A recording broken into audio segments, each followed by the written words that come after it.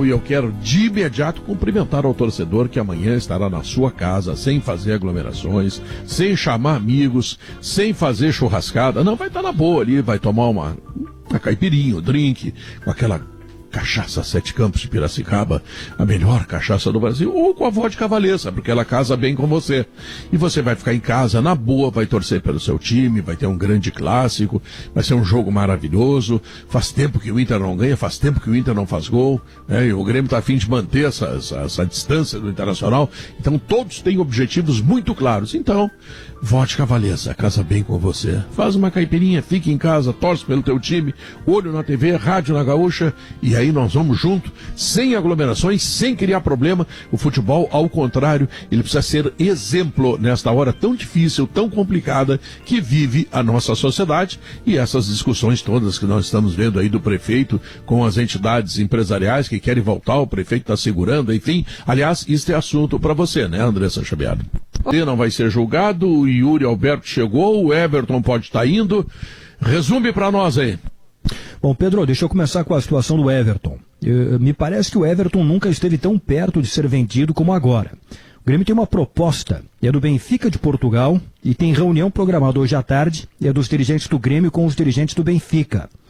A proposta está na casa de 20 milhões de euros. O Grêmio quer mais. Lembrando que o Grêmio tem 50% dos direitos econômicos, claro que vai tentar negociar com os donos, com os proprietários de quem tem percentual também dos direitos do Everton para ficar com uma fatia maior. Mas o Grêmio quer um valor total maior. Bom, outro ponto importante. O Everton recebeu uma ligação do Jorge Jesus, técnico do Benfica. É uma indicação pessoal do Jorge Jesus. Isso pesa muito. A preferência do Everton é jogar no Benfica, porque teve uma consulta também do Everton da Inglaterra, time que é treinado pelo técnico Carlo Ancelotti. A proposta oficial que o Grêmio tem em mãos é a do Benfica. Mas o Grêmio ainda quer um valor, como eu disse, um valor total um pouco superior, para se definir oficialmente esta situação. Quem sabe hoje à tarde. Isto pode avançar hoje à tarde. O Benfica tem muita pressa para definir esta contratação e quer o jogador o mais rápido possível em Lisboa. Inclusive, a informação que eu recebi é que o Benfica não gostaria que Everton jogasse o Grenal de amanhã.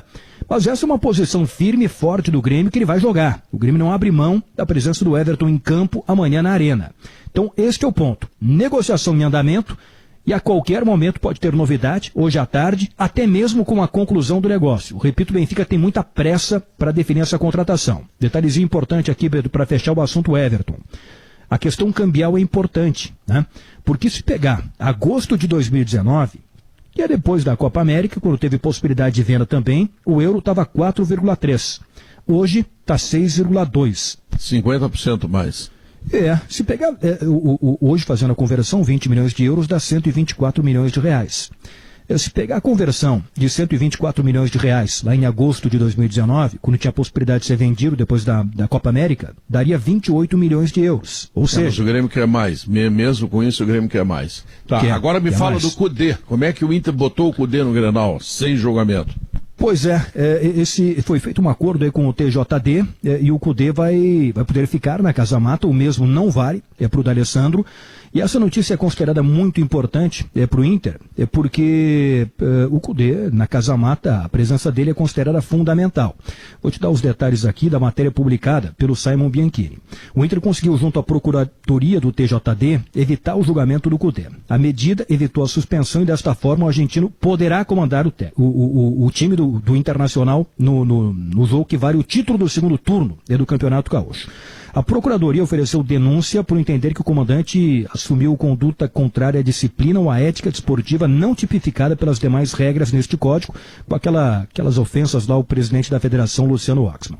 O que disse o procurador do TJD, Alberto Franco? Estamos fechando o acordo e estamos encaminhando ao presidente do tribunal para homologar. Ele sorteia um auditor do tribunal pleno que vai analisar os termos. Uma multa de R$5 mil. Então, esta é a definição. Cudê poderá ficar na Casa Mata amanhã no Grenal. Muito bem. Adroaldo Guerra Filho. Para fechar do Yuri Alberto aqui, Pedro. Em seguida, vamos ver com o Guerrinha aqui. Guerrinha, o que significa a presença do Cudê e o que significaria a ausência dele? Qual é a diferença que tu vê nisso? Tudo. É como um médico não acompanhar o paciente na hora da cirurgia. Entendeu? Olha, o cara tem uma reunião, o cara está suspenso pelo Conselho Regional de Médicos. Não pode acompanhar, não. Amanhã é a grande cirurgia. Julga o Cudê depois do campeonato aí. Entendeu? Até pra federação ficar isenta na coisa. Ah, não, vamos julgar agora, no dia antes do Grenal. Não, julga depois, julga lá. Antes do jogo do ano que vem, Inter e São Luís, lá em Juí. E aí talvez até ele nem vá, meio longe. Amanhã? Não. A federação vai sair desse enrosco. Claro. Não, Por e a que não questão, jogou semana passada? E a questão realmente para a federação não seria uma questão agradável, porque a bronca é com o presidente da federação. Quer dizer, não é um conflito do Cudê com alguém do Grêmio, não, é com alguém, é mais ou menos o Congresso Nacional julgando onde ele é o requisitado, tá entendendo? Julgando Maia. Não vai dar nada isso aí, já tem o marrom, é o seguinte, o primeiro, o Grenal, o outro não pôde ser no Beira-Rio, teve que ser em Caxias, o Grenal de amanhã é na Arena.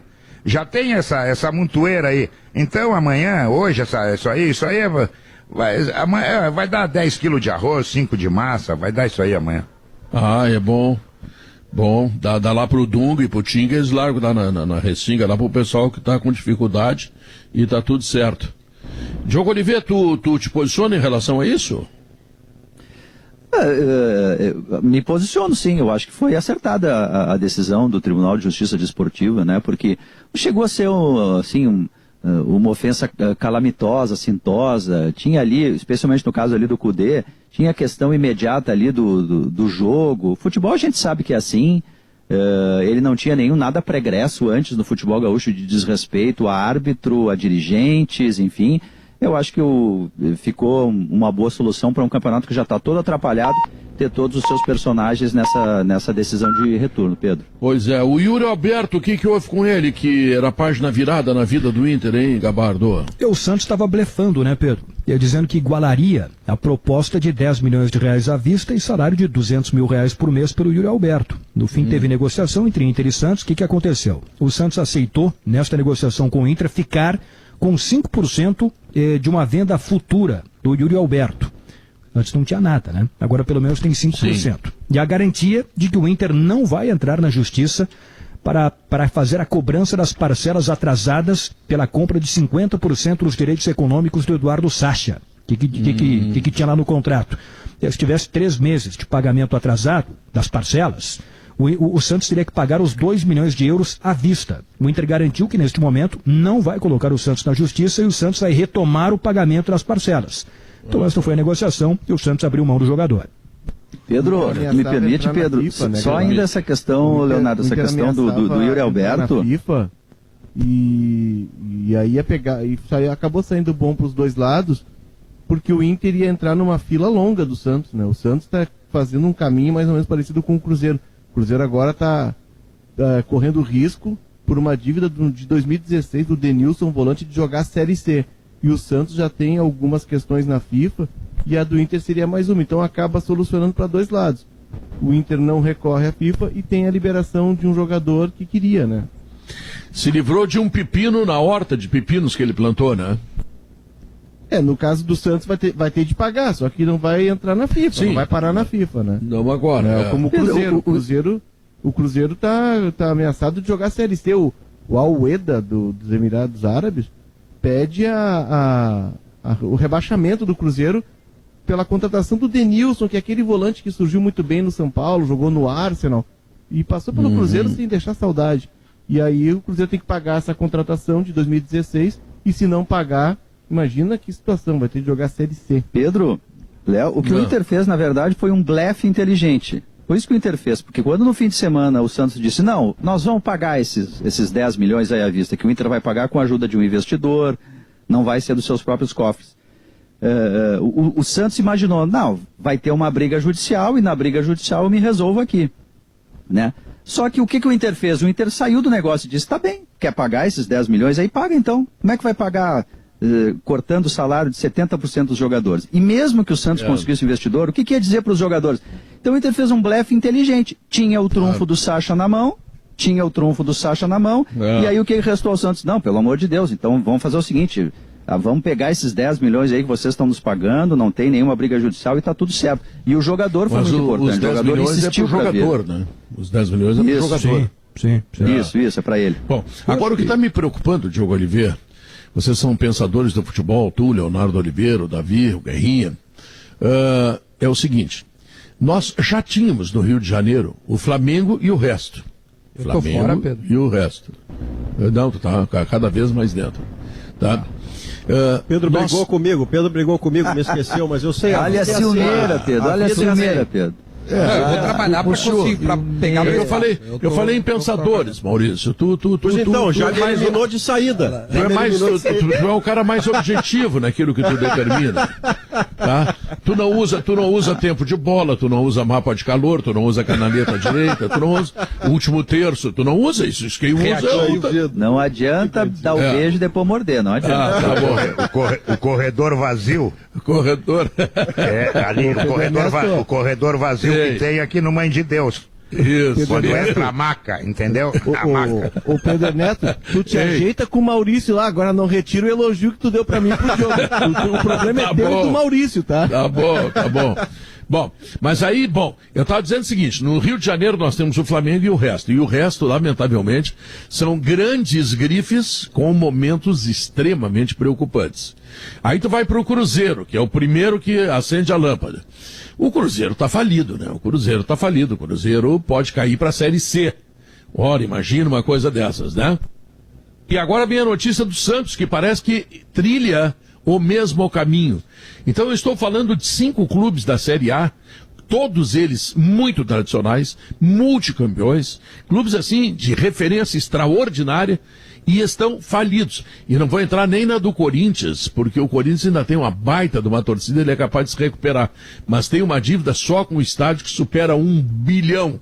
E está devendo salário. Bom, mas enfim, e isso me preocupa enquanto o cara que olha o futebol brasileiro assim e pensa que essas grifes poderiam fazer grandes campeonatos, mas tem time que tá quebrando não, mas que tá indo para uma dimensão muito menor, né? E tem uma questão, Pedro, que ela é desafiadora para os clubes. Para quem está organizado, que é o caso do Grêmio, para quem está buscando um equilíbrio, que é o caso do Inter, e até mesmo para o Flamengo, que está estabilizado, né, que atingiu um patamar que é diferente dos demais. Até dezembro, pelo menos, a gente não vai ter torcida nos estádios. Então é uma receita, no caso do Inter, de bilheteria que era muito significativa, no caso do Flamengo, mais ainda, o Flamengo estava botando média de 60 mil pessoas no Maracanã.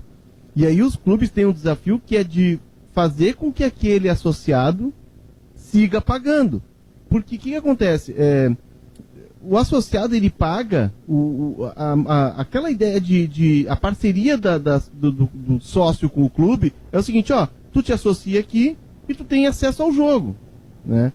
E hoje tu não tem um jogo para entregar para esse cara. Então tu tem que arrumar meios e caminhos para que esse associado, e no caso do Inter e do Grêmio é algo em torno de 7 milhões mensais, para que ele siga pagando, mas tu tem de entregar outros produtos para ele. E os clubes brasileiros estão começando a se mexer nisso, principalmente na questão de conteúdo. Agora, já está difícil para os clubes brasileiros, Fluminense, Botafogo, os clubes que tu citaste. Tu imagina nesse cenário pós-pandemia de retomada do futebol. E não há perspectiva de buscar receita nessas áreas. Ô, Léo, falando em desafio, o Flamengo, que a gente está citando com toda razão pela construção recente de uma administração sólida, botando muito dinheiro, entrando muito dinheiro, acabou de ir à Europa contratar um treinador, e isso, o valor, portanto, refere euro, não refere real, mas mesmo esse Flamengo no primeiro semestre teve 26 milhões de reais de prejuízo. Tudo isso dentro do que ele consegue suportar, porque ele tem muito ativo. Mas no primeiro semestre, dentro desta pandemia, o Flamengo teve 26 milhões de reais de prejuízo. Aliás, falando em prejuízo ou não prejuízo, vocês viram a apresentação do Jorge Jesus do Benfica, que não está nem aí para a pandemia, que vai investir milhões e milhões de euros? Pedro, ele parecia um candidato a presidente da República num comício. Ele apontava o nome do presidente com o dedo e fazia... da pátria, né? E ele fazia um gestual assim, eu estou aqui pela torcida, e era aplaudido, e disse que vai voltar para ganhar, para colocar o Benfica, falou com o Everton, quer que o Everton esteja imediatamente lá, O Jorge Jesus parecia um presidente da República, num time da Europa que não está nem aí para a pandemia. Falou com o né? Romildo? Esse negócio dele ter ligado certamente faz diferença, né? E aí eu não sei se a renovação do PP ela tá ligada a isso, ou eu acho que já era um planejamento de carreira que o Grêmio previa para o PP, né, Gabardo? Mas até 24, né? Sim. Até 24. Óbvio que coincidindo a gente faz pensar o seguinte: bom, o Grêmio está assegurando um ativo extremamente valioso, que é o PP, que tem uma idade um pouco menor, uma qualidade, um potencial que pode dar um Everton, né? Já foi vice-artilheiro ano passado, justamente até atrás do Everton. Então o Grêmio realmente já pensa na sucessão. E é o que tem feito, já não é de hoje, né? E aí assim me parece poder vender o Everton sem muita dor, entendendo que é o timing da venda. E é uma estratégia, Duda, interessante do Grêmio, né? Até como estratégia de marketing mesmo. E um momento em que a torcida está preocupada pela saída do principal atacante, o Grêmio já sinaliza, ó, estamos vendendo, porque a lei de mercado é essa. Até acho que o Everton demorou para sair por tudo que o Everton jogou, né? O Everton é um dos melhores atacantes do Brasil, se não o melhor. Mas o Grêmio já noticia para a torcida, ó, não estamos parados e já estamos garantindo a sucessão, né? E teria mais um na fila, já teria o próximo na fila atrás do PP, que seria o Ferreira, por uma questão de falta de acordo, de renovação. O Ferreira me parece um jogador fora do horizonte do Grêmio. Mas o Grêmio já estava preparando o próximo da fila depois do PP. Vai puxar o Elias para frente. Agora, Léo, eu quero dizer o seguinte, eu estava falando no Esportes ao meio-dia, em relação a esse negócio que agora à tarde deve se definir. Eu imagino que o Grêmio não alcançará os 25 milhões de euros que pretende, porque o Benfica sabe da situação pandêmica do Brasil e o quanto o Grêmio precisa desse dinheiro. O que o Grêmio vai conseguir, me parece, com a habilidade de negócio do Romildo, são os 20 milhões de euros imediatamente e gatilhos parecidos com o que o Arthur no Barcelona teve na negociação com o Grêmio, para que esse dinheiro lá adiante possa multiplicar, possa ter o acréscimo. Porque nesse momento, se o Grêmio consegue 20 milhões de euros e assegura que o Everton jogue o Grenal de amanhã, e afinal, se o Grêmio passa no final de semana, se a final for no final de semana, o Grêmio negocia, jogou o Grenal, jogou a decisão do Gauchão, o próprio Grêmio bota um segurança do lado do Everton e afivela o cinto no avião para Portugal. Porque o negócio passa a ser, para essa temporada, espetacular e imperdível. Mas tem que botar um liquidinho aquele para matar o coronavírus do avião também, né? Tem uma outra ponta que eu acho que pode entrar, Maurício, que é a seguinte, Leonardo, uma outra ponta que pode entrar, o Gabardo pode até entrar no bate-bola com a gente aqui sobre isso, que é o Grêmio tentar trazer esses 20 milhões imediatamente para ele, não apenas com gatilhos, mas também conversando com os outros investidores, para que eles recebam mais lá adiante. Estou falando do Gilmar Veloz, que tem 30%, o Fortaleza tem 10%, mas o Fortaleza vai querer receber agora, e daqui a pouco o Celso Rigo, que tem outros 10%. E daí trabalha um pagamento mais para depois, para esses investidores, e aí o Grêmio pega uma parte líquida agora, que é a liquidez que os clubes estão atrás, né, Gabardo? Sim. Mas aí, Diogo, tem uma questão, Gabardo, só para os 20 milhões é para dividir entre todo mundo. Sim, sem dúvida. Não são 20 milhões pela parte do Grêmio. Sim, são 60. Sim, mas é isso que eu estou dizendo, Léo. 60 alguma coisa. Mas é isso que eu estou dizendo. Então tu fala com os investidores para eles abrirem mão da parte deles e elas ficarem com o Grêmio agora, e aí depois o Grêmio acerta de outra maneira com esses investidores, entende? Não com o dinheiro do Benfica. O Ceará, o Fortaleza, por exemplo, ele está contando com esse dinheiro já. Foi o que eu disse. O presidente do Fortaleza, Marcelo Foi o que eu disse, tem que falar com o Celso Rigo e com o Gilmar Veloz. Ele está contando com esse dinheiro, porque a ideia dele é usar essa receita do Everton, e até o presidente brinca que ele quer fazer lá, próximo de Fortaleza, na região metropolitana, ele quer fazer uma fábrica de cebolinhas. Ele quer ele quer finalizar o CT, ele tem uma ideia de fazer um CT top de linha para base, e é muito acertado, né? Aliás, a gente fala pouco dos clubes do Nordeste. Os clubes do Nordeste estão dando um passo adiante, estão um passo à frente na questão da gestão, Bahia, Ceará e Fortaleza, principalmente. E a ideia, eu não sei se ele abriria a mão. Claro que nada que se sente se conversa. Não, mas ele não, Léo. O cara Fortaleza não, Diogo. O cara Fortaleza não, mas o Celso Rigo e o Veloz. Ele tem 10%. Fortaleza não vai abrir mão, claro. Imagina, numa situação dessa vai abrir mão.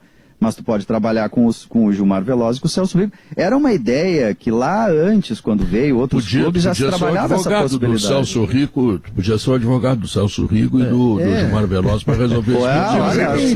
Dependendo do salário... 20 milhões de euros, Diogo. 2 milhões Pedro, de euros. Dependendo do salário... Assim, hein? Tem um detalhe aí que é importante, né, que é a questão do parcelamento. E pelo que eu sei, esse pagamento ele não vai ser feito à vista se o negócio for concretizado. Só para pegar o exemplo aqui do Arthur com Barcelona e Juventus... esse pagamento da Juventus para o Barcelona, ele vai ser em 4 exercícios financeiros, ou seja, 4 anos. Esse do Benfica para o Grêmio, pelo que eu sei, é algo parecido. Né?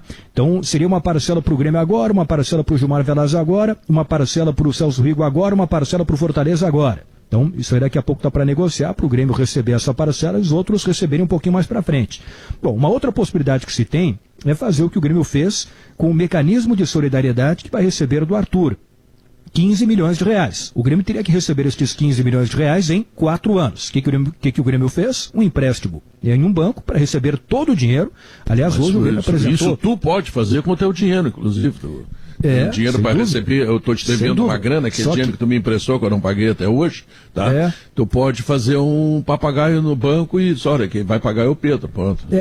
E as garantias bancárias seriam parecidas, né? Como a da Juventus, no caso do Grêmio, e a sua comigo, né? É mais ou menos parecido, Pedro. O Grêmio tem que fazer com seus credores o que eu fiz com o credor que eu tinha. Fala, Guerrinha. Eu estava devendo pro cara 4.800. E eu procurei o cara semana passada. Digo, olha, vim resolver o problema. Disse, cara, graças a Deus, tu agora me dá mais 5.200, fica 10. Entendeu? Vamos aumentar a bronca. Claro. Tá encatado. 4.800 eu é que tô com o Pires, me dá mais 5.200, aí fica 10. Vamos ver quando é que dá. Né? Mas tem algo que é comum nessas negociações com parceiros, que é o seguinte, vamos pegar 20 milhões, tá? O cara tem, sei lá, 10%, né? Seriam 2 milhões. Daqui a pouco chega assim, pelos seus 10% eu vou te dar 1 milhão. E o clube, como formou, como investiu também no jogador, o clube fica com uma parte maior e negocia o percentual. Teus 10 milhões a gente não vai te dar 2, daqui a pouco vai te dar 1. Isso é comum também nessas negociações com parceiros. O ruim nessa negociação toda é que entra como soro, né? Vai entrando devagarinho, né? O bom era se entrasse logo essa grana aí pra amansar a vida, né? Não tem. Isso pegou todo mundo, né, Pedro? Pegou a Europa, pegou, todo mundo tá com problema. Pedro, deixa eu fazer um pedido e mandar um abraço. Eu quero mandar um abraço pro Paulo Chavante, é um amigo nosso lá de Pelotas, torcedor doente do Brasil de Pelotas, está muito preocupado e com razão, né? Porque o Brasil está numa fase que eu vou te dizer, estreia contra o Cuiabá sábado já é uma encrenca. E eu quero mandar um recado para o presidente Ricardo Fonseca do Brasil, que é meu amigo, que eu estou tentando falar com ele. Eu estou tentando falar com o Ricardinho faz 20 dias. Já mandei o WhatsApp, já liguei, não consegui, não é cobrança. Ele tá achando que é dívida, Guerrinha. Não é cobrança, eu não quero cobrar nada. Se tu puder me ligar, eu agradeço, Ricardinho, eu preciso falar contigo. Um abraço. Tá legal, olha aqui, economize com os painéis solares VEG da metalúrgica Schwalm. Acesse pensouenergiasolar.com.br. Estamos de volta com Sala de Redação, 1h34, do Rodrigo Lindoso e não do Musto. Eu não vejo porquê. Se a gente se colocar no lugar do Cudê, Pedro, ele acaba de ver o seu time fazer a melhor atuação do gauchão, por mais descontos que você coloque em relação ao adversário, o gol ter saído aos 38 segundos, o que facilita todo o percurso do Inter logo depois da partida. Mas o Grêmio também saiu na frente com 2-0 do Novo Hamburgo e se atrapalhou. Então não dá para diminuir o mérito do Inter por ter feito o que fez contra o Esportivo. E se o Musto estava naquela engrenagem, não há nenhuma razão para você tirá-lo, colocar um jogador que é do mesmo nível técnico e que ainda está vindo de dores musculares. Você não sabe exatamente que repercussão isso causa no jogo. Então a única troca que ele faz para o Grenal, onde o Inter me parece levemente favorito, é a entrada do lateral direito Rodinei, porque o Saravia foi expulso. E nisso do favoritismo, Pedro, é muito engraçado o que acontece na rede social, o território livre do linchamento, porque eu escrevi um texto e tenho falado desde ontem aqui na rádio, lá no Globo Esporte, Eu escrevi na coluna do Globoesporte.com/RS, o site irmão do Gaúcha ZH, que o Internacional é menos qualificado individualmente, mas é favorito mesmo assim por uma questão de momento, pontual. E aí, Pedro, os colorados e as coloradas, parte deles, é verdade, parte deles, ficaram bravos como se atribuir favoritismo ao Internacional fosse uma armadilha para fazer o Inter ficar convencido e perder para o Grêmio. E os gremistas querem mais é que o Grêmio seja favorito, porque estão acostumados ao Grêmio favorito. Mas, ao mesmo tempo, gostam da ideia de o Inter ser considerado favorito para o Grêmio ganhar e aí dizer, e aí, vocês que diziam que o Inter era favorito, o que é que dizem agora? Então, eu consegui provocar uma pancadaria, a coisa mais linda, porque o Inter é favorito, embora o Grêmio seja melhor. Durma-se. Queimasse com os dois, né? Foi uma delícia. Tá delicioso. Eu tô sentindo o cheiro da tua queimadura, inclusive. Diogo Oliveira, o Grêmio joga com o Lucas Silva, com o Maicon, com, sei lá, quem?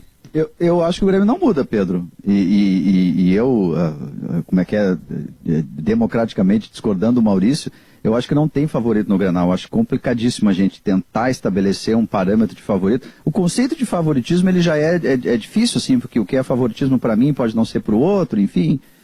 Mas eu não consigo enxergar um melhor do que o outro só pela fotografia da semifinal ou de alguns jogos. Eu não consigo ver. Eu acho que não tem dúvida dessas escalações, Pedro. Eu acho que joga o Matheus Henrique e joga o Michael com o Jean-Pierre. O Renato vai lá, puxa a orelha de todo mundo para o que eles não marcaram no meio-campo na partida contra o Novo. Caiu o jogo. Burca. E o Inter com o Rodinei no lugar do Saravia. Pois é. Duda Garbi, tu acha que o Inter é favorito mesmo? Não acho o Inter favorito. Acho que eu sempre acho que o mando de campo diz muito isso. Historicamente é assim que funciona e o histórico recente também não indica o favoritismo do Inter. Eu vou te dizer assim, o Grêmio também goleou o Esportivo. Eu não acho que isso indique algo muito significativo, assim. O Grêmio goleou 5-0 também. Até mais, né? Porque o Inter fez 4. Até foi antes, né, da parada, então não vejo isso assim como uma coisa que disse, não, agora que eles ganharam de 4, nossa. Eu acho que o Inter... Não acho que o Grêmio tá bem, mas também não acho que o Inter é um time assim que se diga, nossa, meu Deus, acho que os dois times estão muito abaixo. A gente vai ter de novo, acho que um Grenal bem truncado. Acho que vai ter. Eu achava que o primeiro Grenal seria mais solto, e foi até pela volta, né? Depois de 4 meses, um Grenal solto. Acho que esse Grenal já vai ser mais truncado, porque esse Grenal vale mais do que o outro. O outro achava que era mais de sangue doce, esse Grenal vale uma vaga, na final vale uma invencibilidade significativa por parte do Grêmio. Vale um título que esse ano é o único, porque nenhum campeonato termina mais esse ano, além desse, que eu saiba, né? Acho que no máximo a Copa do Brasil ali em dezembro, eu acho, no Natal. Não, ano que vem. Né? Então, já. Ano que vem. Então, eu achava que era no Natal. Então, beleza. Então, esse ano não tem mais taça para se levantar que não seja o Gauchão. Então, esse vale muito. Esse é o Grenal da atenção. Esse é o Grenal que não tem essa de deu uma bobeira que nem o Grêmio deu lá no último jogo quando estava ganhando 2-0. Esse sim, eu acho que é um Grenal que aí nego vai entrar que nem louco. E aí esse vale muito. Aí eu não consigo enxergar um favoritismo do Inter. Eu coloco o Grêmio como favorito pelo mando de campo, porque os dois ainda estão bem abaixo.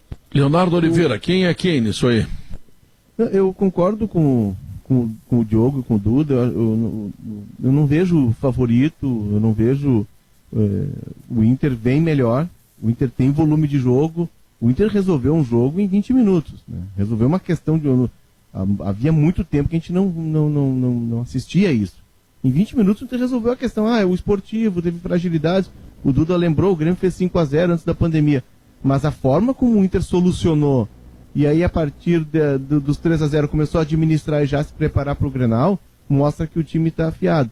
Só que é o Grenal, é o único título que vai estar em jogo. Só um vai passar para disputar o título gaúcho e depois nesse ano não vai ter mais faixa. E equipara tudo. A minha observação, eu estava ouvindo o Maurício no Esportes ao Meio-Dia, o Maurício inclusive lembrou da questão do Falcão, vendido em 80 entre os jogos do Nacional, ali da final do Nacional. Eu não acho correto, eu acho arriscado e eu acho que é uma exposição desnecessária ao Everton, caso ele seja vendido hoje e o Grêmio coloque em campo amanhã. O Everton no domingo, Pedro, se for lembrar, até na jornada a gente falou disso, o Everton parecia no domingo estar em outra dimensão. Talvez essa negociação já vinha, a conversa do Jorge Jesus já vinha martelando na cabeça dele. Ele estava completamente desconcentrado.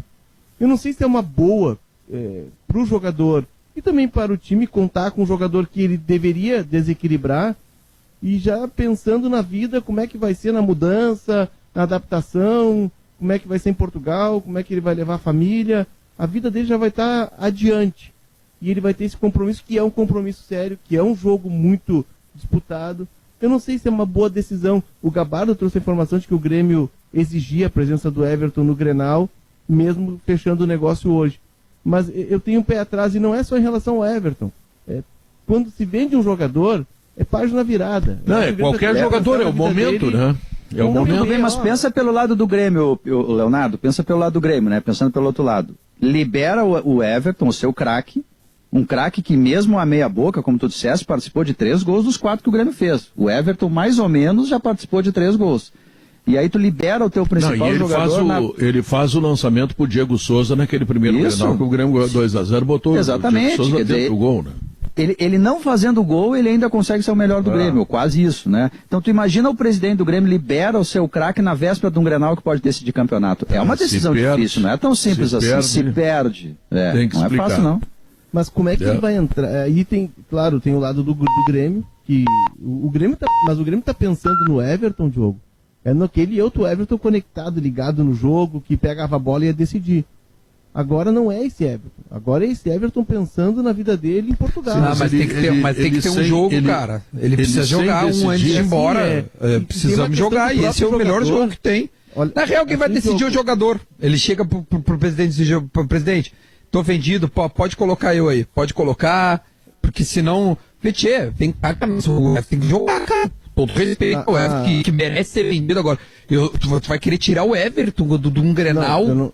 Não tô dizendo tu, é modo de dizer, tá, Léo? Não, eu tô dizendo tu que é modo de dizer assim. Tu vai querer tirar o cara do Grenal, né?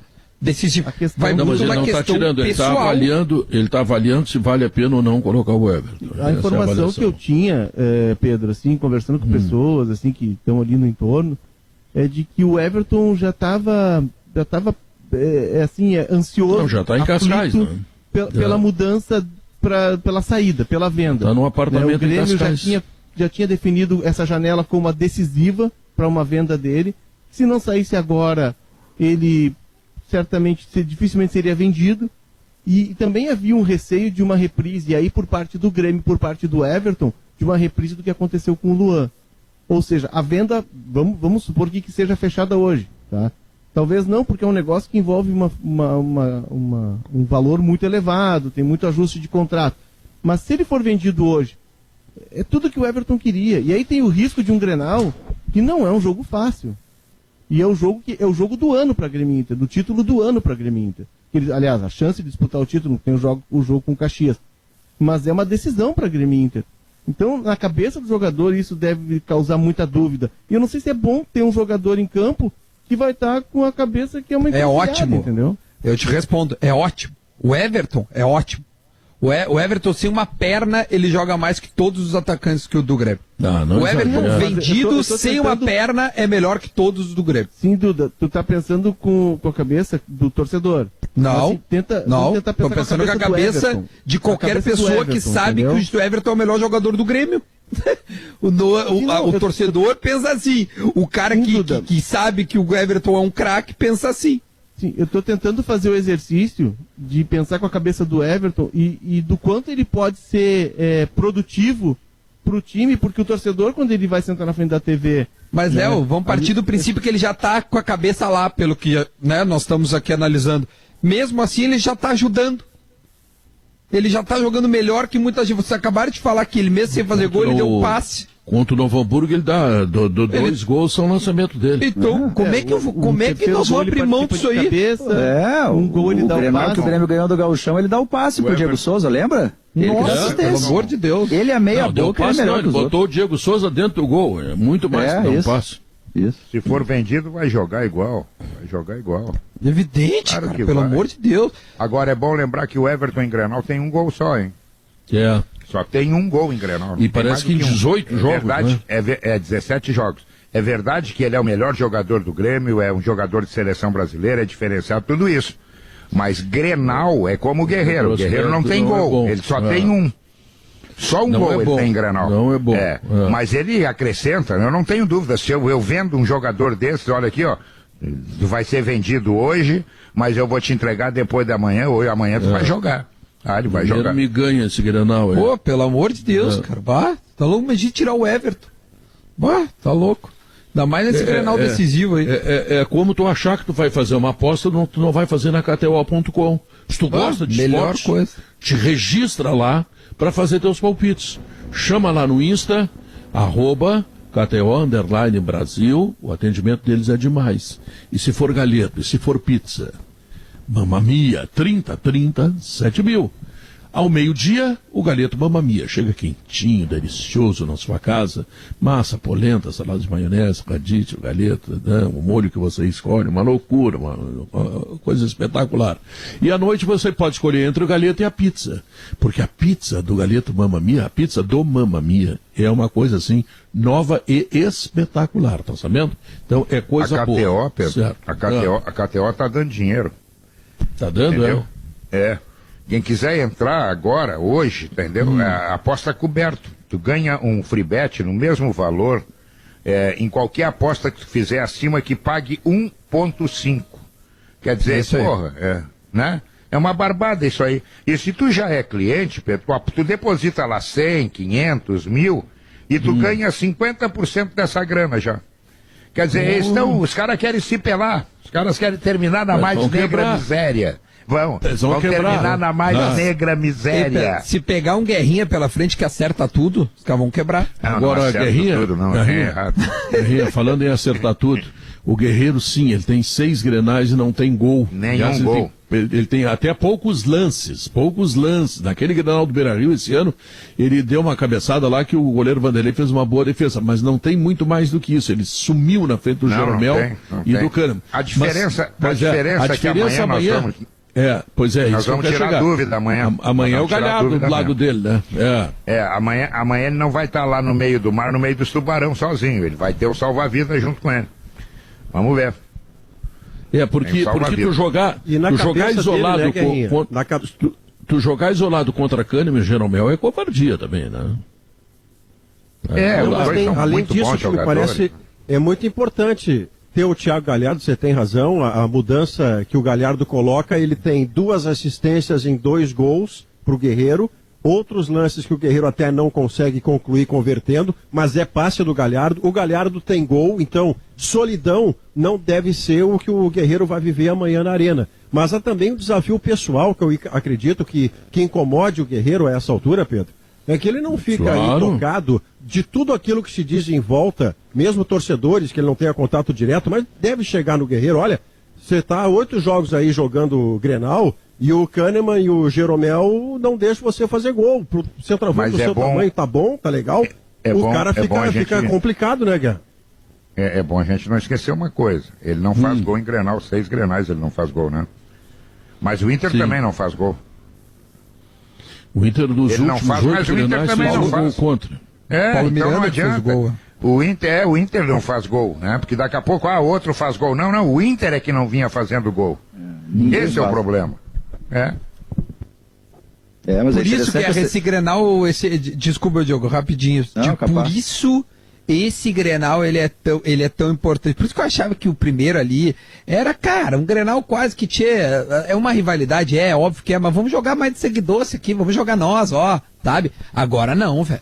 Agora tira assim, né, a gurizadinha da sala e tal, agora é outro esquema. Porque vale muito.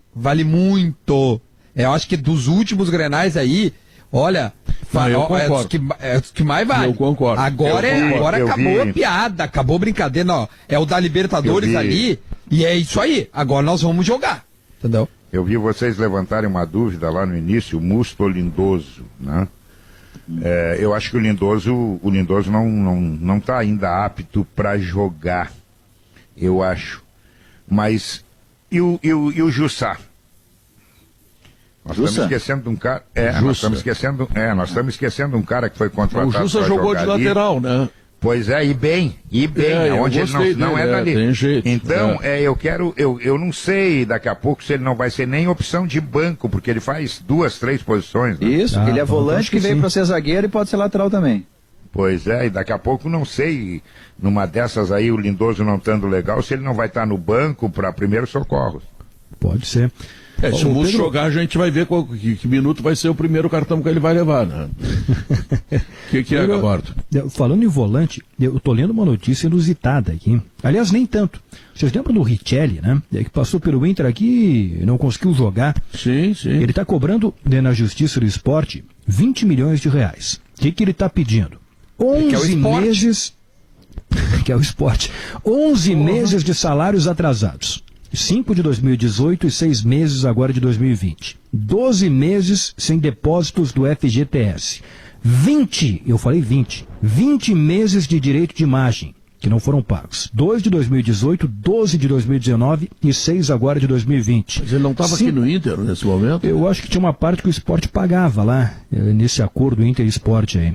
5 meses de luvas em atraso. Ou seja, esse cara não recebeu nada, né? Cara, 20 milhões de reais está cobrando na justiça. O esporte... 15 cestas básicas. A Ilha do Retiro vai deve estar pedindo dono, cesta básica. O esporte, Guerrinha, está disputando um quadrangular do rebaixamento, Léo, contra o Vitória de Pernambuco, contra o glorioso Decisão Esporte Clube, olha o nome do time, Decisão Futebol Clube, e o Petrolina. Aliás, tem uns times aí no Brasil que sempre foram times fortes, de capitais dos estados. O Cruzeiro, há 62 anos, que não estava fora de uma semifinal de Mineiro, de estadual. O Sport, quadrangular do rebaixamento. O São Paulo vai disputar um torneio do 5º ao 8º agora em São Paulo. Olha isso. Ô Gabardo, só rapidinho. Esse valor corresponde a uma multa que ele pede? Só para concluir, ou é o valor da soma de tudo isso que tu colocou pra gente? Somado? É a soma, né?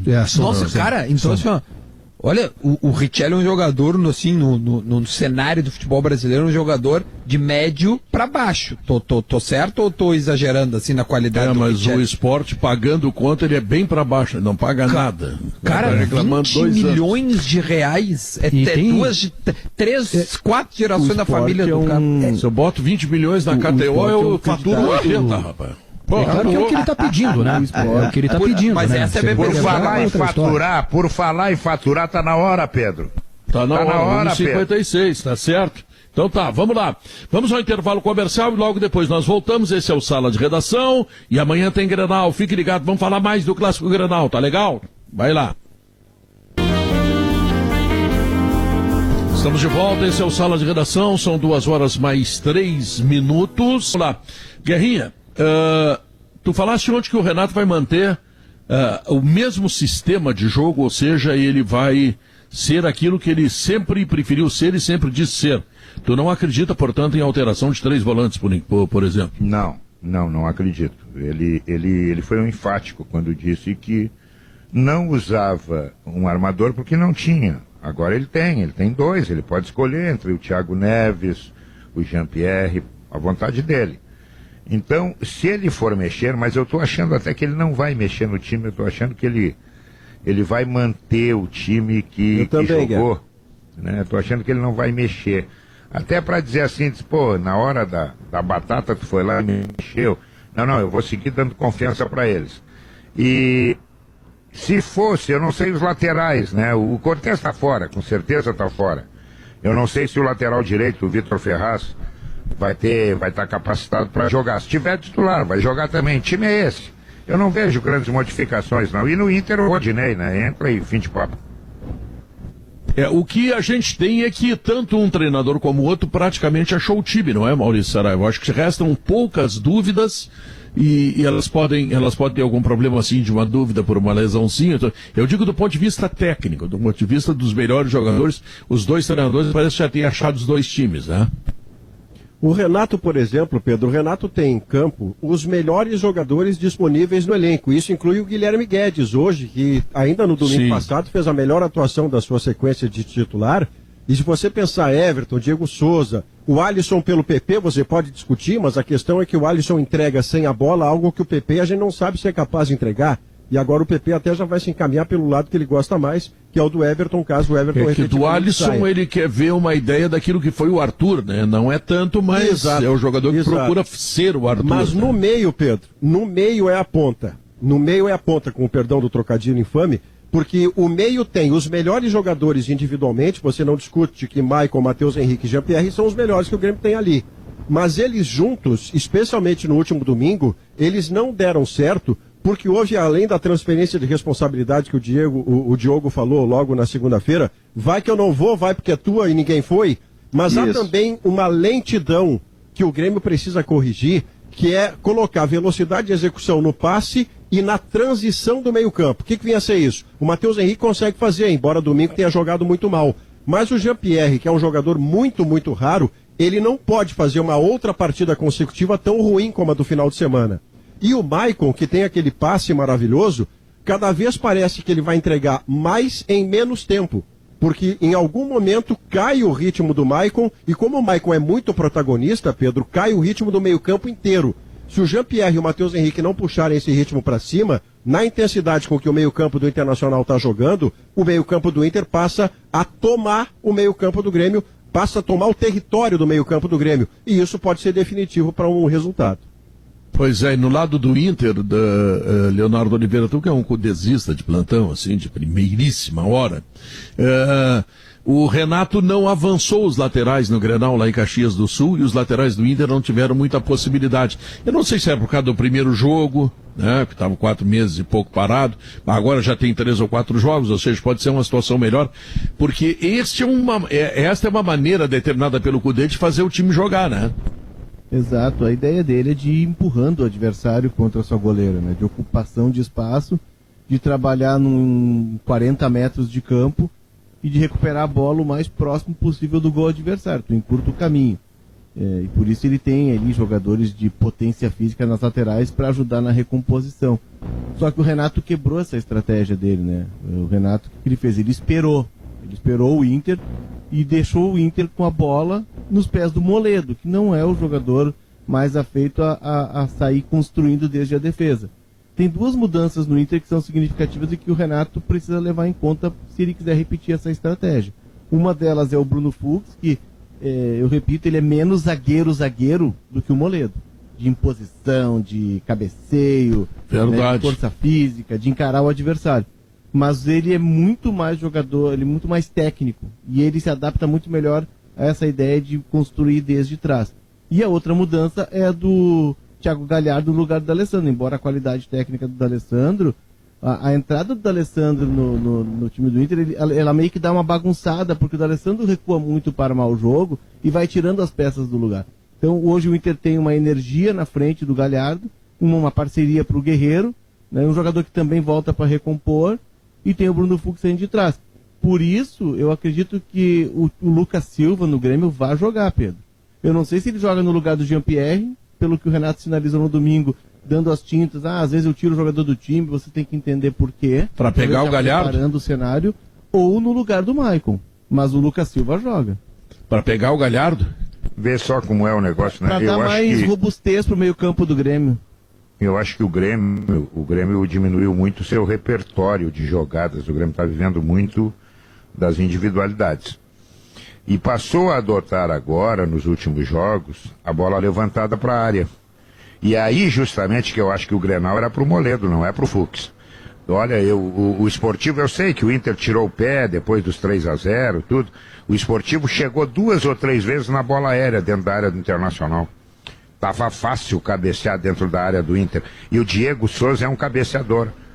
Então, eu vejo que o Grenal, pelo que o Grêmio tem apresentado de repertório, e vai utilizar a bola aérea, o Grenal era pro Moledo, não é pro Bruno Fux. O Bruno Fux é mais técnico. Não. Eu primeiro eu quero chamar o zagueiro e dizer assim, tu vai evitar que os caras nos façam gol. Depois deixa pro resto lá na frente tentar fazer o nosso gol. Nós não podemos tomar. Porque se isso depender de ti, para ti ser técnico aqui atrás, eu tô morto. Eu vou acabar tomando o gol e daqui a pouco os caras lá na frente não fazem. O Grenal, pelo que o Grêmio tem utilizado de bola aérea, era pro Moledo, mas eu acho que joga o Fux. Agora ele vai ter que cuidar disso mesmo, porque é impressionante o desempenho de bola alçada do Diego Souza. Ele tem gol em Grenal, ele tem gol quando estreou, que entrou no meio da partida. Ele fez 2 gols, agora só valeu um, mas ele fez 2 gols de cabeça.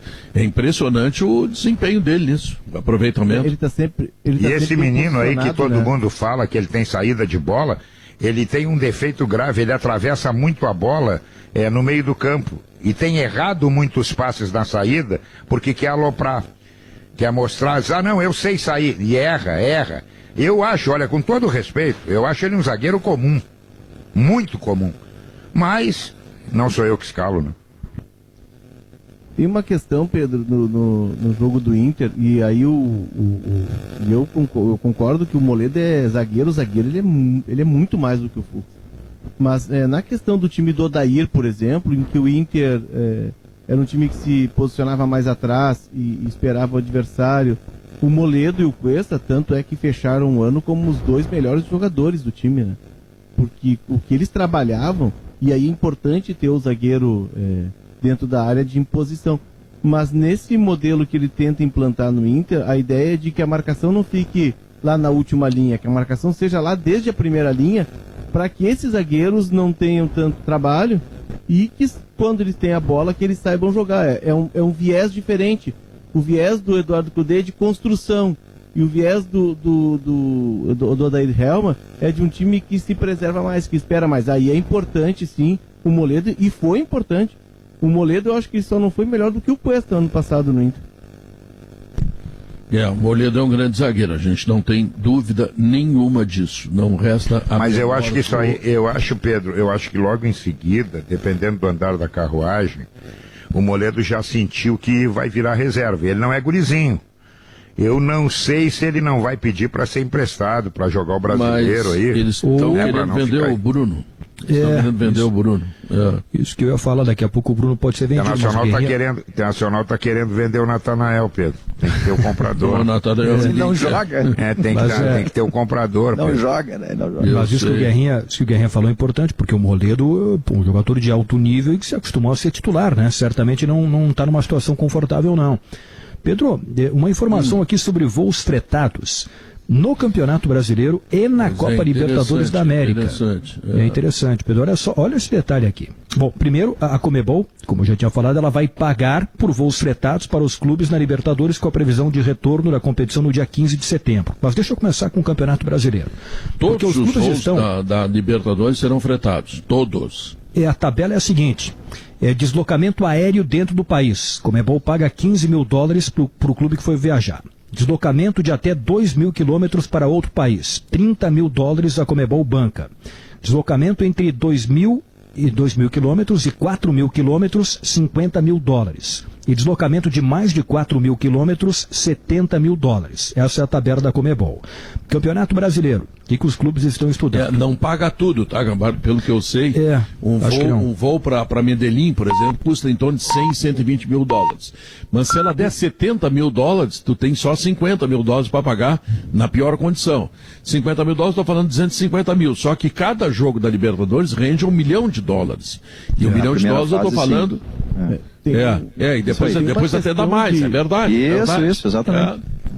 Sim, e só para completar, o Campeonato Brasileiro, o que os clubes estão estudando? Isso aqui é uma engenharia um pouco complicada, mas eles estão fazendo aqui um levantamento completo. Compartilhamento de voos fretados. Vou pegar o exemplo de um clube que sai de Porto Alegre no sábado para viajar no Rio de Janeiro. Vai no avião, a delegação fica no Rio, e um clube do Rio, se tiver que, por exemplo, jogar em Salvador domingo, vai usar o mesmo avião do Rio de Janeiro para Salvador. Esse avião volta de Salvador para o Rio de Janeiro para pegar a delegação do clube de Porto Alegre.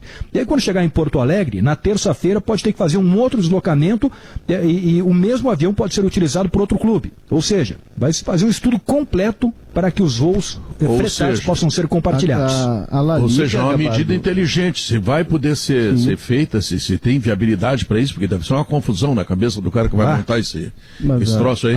Mas é inteligente. Empresas aéreas atual. A La Liga, Diogo, ela criou dentro da estrutura dela, a La Liga, que organiza o Campeonato Espanhol, ela organizou dentro da estrutura dela uma agência de viagens. E a gente está falando de um país que usa o trem, muitas vezes, até o ônibus, as distâncias são menores, e usa muito menos o avião, talvez para aqueles clubes das ilhas, tipo Maiorca, né? Não tem grandes distâncias, a Espanha é um país pequeno, mas ela criou uma agência justamente para alinhar tudo isso. Botou 40 pessoas a trabalhar nisso, para que os clubes pudessem viajar e se hospedar nos hotéis, e muitas vezes se hospedavam quase que de forma exclusiva nos hotéis, porque o turismo ficou desaquecido, né? E às vezes o hotel era só para o clube. Eu não sei se é que a questão da Liga ela ajuda nesse sentido, e a CBF ela não faria isso, mas seria interessante que ela criasse um departamento mesmo de forma emergencial para tratar dessa logística dos clubes, que vai ser interessante. E sobre a Libertadores, tem uma reunião hoje na Argentina entre a AFA e o governo da Argentina. Não participa o presidente Alberto Fernandes, mas participa o ministro da Saúde, o ministro do Esportes, que foi presidente do São Lourenço, o Matias Lames, e o chefe de gabinete do presidente Alberto Fernandes. Por quê?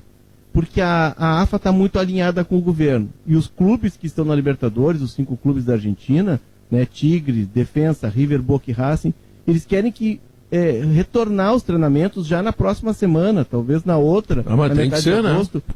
Porque eles têm de jogar no dia 15 de setembro. Só que olha, é um mês questão, e 10 dias, cara. É um mês e 10 dias. Exato. Tem uma questão. O governo argentino não sinaliza essa reunião que se diz na Argentina, que era quase protocolar, porque o governo não sinaliza com a volta do futebol antes de setembro. O que está se negociando é que esses 5 clubes têm uma permissão especial, tá? A Argentina, a gente sabe, está muito restritiva. Perfeito. Nesta segunda-feira, em Buenos Aires, começou teve um decreto de 15 dias com proibição de reuniões sociais. A Argentina tenta controlar porque em Buenos Aires, capital, a situação ela melhorou. Mas no que eles chamam de conurbano, que é a região metropolitana, ainda é muito preocupante. E o governo argentino teme que os clubes da capital levem para o interior, onde há um controle maior da pandemia, o vírus. Então a Argentina está muito restritiva, e essa questão ela já está nos bastidores da Conmebol. Porque a AFA... Não, mas aí eles estão enganados porque... Eles estão enganados porque os clubes de futebol testam seus jogadores, né? É muito difícil tu ser contagiado. Claro que pode acontecer, escapar alguma coisa, né? Porque nós estamos numa situação aí que ninguém entende bem. Mas é tamanho o cuidado que os clubes de futebol dão, que eu acho que tu pegar um avião e botar lá em Mar del Plata para jogar contra alguém, ou em Mendoza, um voo charter... Puxa, eu não vejo muita dificuldade. Né, Pedro, de que tu levaria, por exemplo, uma delegação brasileira, que é um país que está com uma situação complicada, para a Argentina. Tem toda essa questão.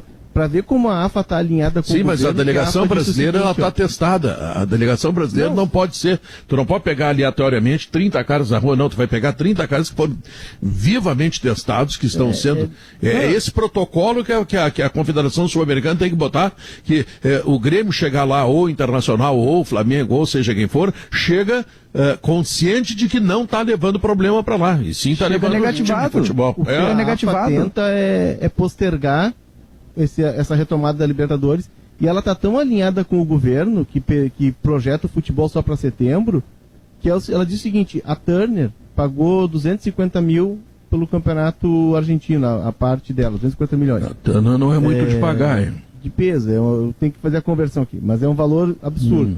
E a outra metade seria da Fox, que ameaça congelar os pagamentos porque não tem futebol. O que a AFA disse? Se a Fox congelar, não tem problema. Nós vamos repor o dinheiro para os clubes, para que os clubes sigam esperando a liberação do governo. E só para completar, do Campeonato Brasileiro, é rapidinho, Pedro, o Leonardo Acosta, nosso diretor, lembra do negócio interessante aqui, o Léo sabe tudo de viagem, né? Hoje, nesse momento, a estreia do Inter no Campeonato Brasileiro é em Curitiba. Não tem voo direto de Porto Alegre para Curitiba nesse momento. Teria que ir a São Paulo. O Inter, nesse jogo, vai em voo fretado. É mais uma dificuldade, a malha aérea do momento no Brasil com essa dificuldade. Não, eles terão que resolver com voos fretados, senão o Campeonato Brasileiro vai ter muita dificuldade. Mas o voo fretado, as companhias aéreas estão com os aviões tudo no chão, não tem problema, vão conseguir negociar preço, vai ser bom para todo mundo, vai resolver o problema dos clubes e também das companhias aéreas, eu não tenho dúvida nenhuma disso. Bom, eu vou chamar o intervalo comercial e logo depois nós vamos vir com a parte final. Não sem antes lembrar que hoje à noite, né, quando bater aquela fomezinha, amanhã... 14h23, esse é o Sala de Redação na sua última parte. Não, Santoninha, eu gostaria, como é que tu estás te preparando? Faz 8 Grenais que o Grêmio não perde, faz 8 Grenais que o Grêmio só tomou um gol, aliás não foi nem feito pelo Inter, foi feito pelo Paulo Miranda. Santoninha, me conta, me atualiza, onde é que tu anda? Tu tá no cassino, Santoninha? Pô, nem tá aí o Santaninha, agora tu vê, se mandou. Santaninha foi trocar as fichas, Pedro. Foi trocar as fichas, foi na KTO. Na KTO arrumar um dinheirinho. Que bom, não tenha dúvida. O Maurício, como é que foi a volta do Globo Esporte ontem, hein?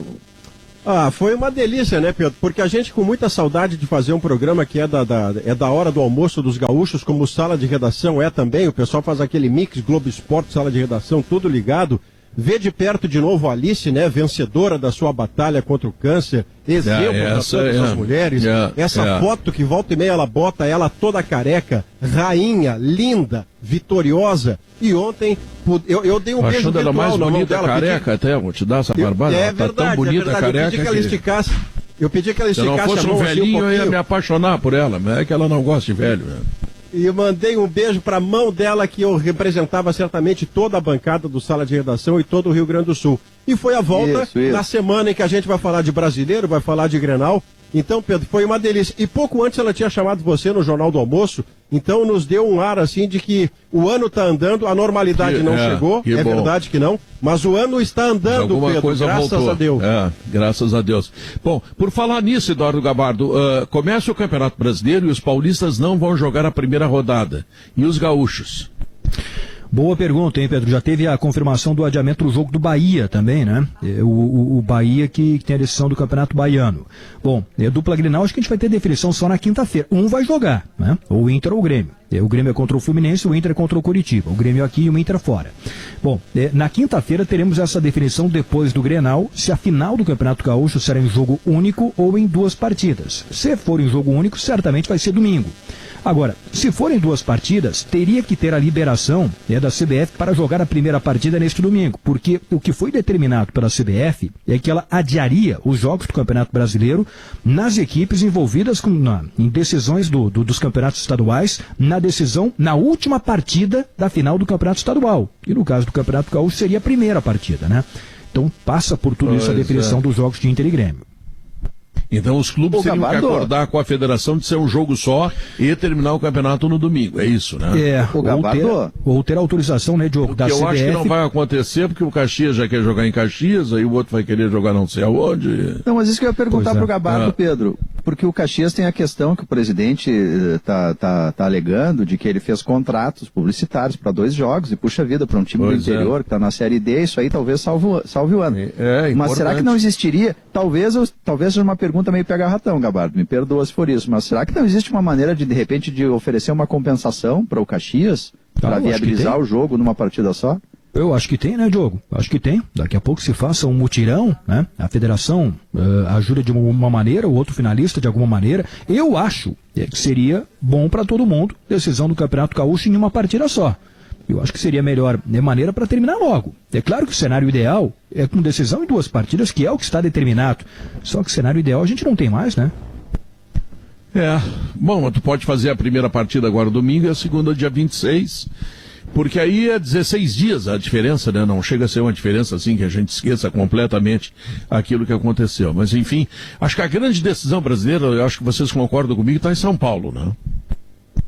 Corinthians pelo e Palmeiras, clássico, baita né? jogo, O tamanho né? do clássico, a paridade, o Corinthians, por exemplo, é um time inferior tecnicamente ao Palmeiras, mas o Thiago Nunes conseguiu, na hora grande, na hora em que a camiseta tinha que pesar, o Corinthians conseguiu jogando bom futebol. Ele ganhou do RB Bragantino, que era a melhor campanha do campeonato. É verdade que a gente soube depois que o Bragantino estava envolto numa grande crise emocional, né, Pedro? Porque houve erro na avaliação lá de exames de Covid, e os jogadores passaram 48 horas sem saber se poderiam ir a campo, metade do time não treinou, o Corinthians se beneficiou disso e passou.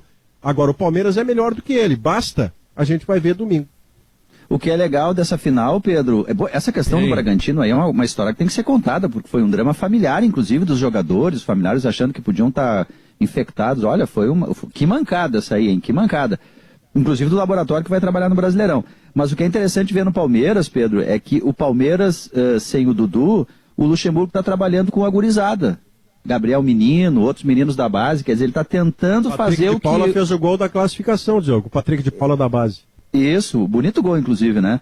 Quer dizer, tentando uma outra ideia, daqui a pouco de gastar menos, usar mais os jogadores da base em vez de vendê-los sem que eles sequer estreiem direito, né? E ganhando uma grana por isso. Não, mas tem isso uma tá ideia claro, diferente eles mudaram a política, né? Tá claro, né? É tão usar os meninos que o nome do cara é Gabriel Menino, tu vê? O Palmeiras pegava os jogadores jovens e ou vendia ou emprestava, né? Aquele centroavante que até teve aqui na Copa Ipiranga com destaque, o Papagaio, foi emprestado pro Atlético Mineiro, tá rodando por aí. E é que cortaram a investidora do Palmeiras, fechou a torneira, cortou o repasse de dinheiro e o Palmeiras vai ter de se virar. Só que o Palmeiras ainda tem um grupo numeroso. O Palmeiras tem só de meia Lucas Lima, o Scarpa, que eu acho um jogador que ainda vai dar muito o que falar, eu sou engatado nesse jogador. E tem aquele que era do Bahia, o Zé Rafael, que até jogou aqui no Novo Hamburgo ainda, logo que estava começando a carreira.